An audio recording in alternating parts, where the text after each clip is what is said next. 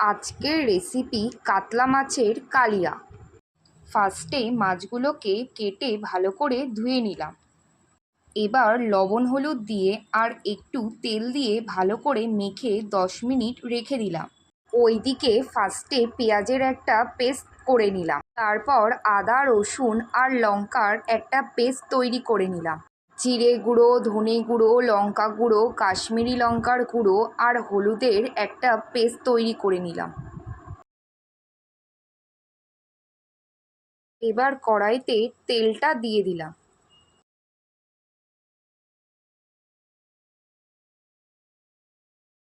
তেলটা গরম হলে লবণ হলুদ মাখানো মাছগুলো ছেড়ে দিলাম।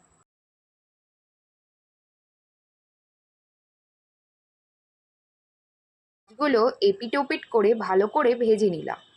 মাছ ভাজা কড়াইয়ে গোটা গরম মশলা আর কালো জিরে ফোড়ন দিয়ে দিলাম। তারপর তাতে পেঁয়াজ কুচি দিয়ে দিলাম। তারপর নেড়ে নিলাম। এরপর লবণ দিয়ে দিলাম। আগে তৈরি করা পেঁয়াজের পেস্টটা দিয়ে ভালো করে নেড়ে নিলাম। পর গুঁড়ো মশলার পেস্টটা দিয়ে ভালো করে নেড়ে নিলাম। এরপর টমেটোর পেস্টটা দিয়ে দিলাম। তারপর আবার ভালো করে নেড়ে নিলাম।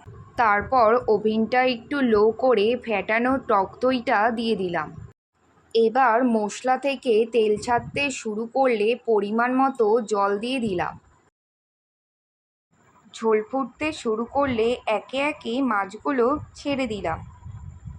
ঝোলে মাছগুলো ফুটে উঠলে বাটা গরম মশলা দিয়ে নামিয়ে নিলাম। রেডি হয়ে গেল আজকের রেসিপি কাতলা মাছের কালিয়া।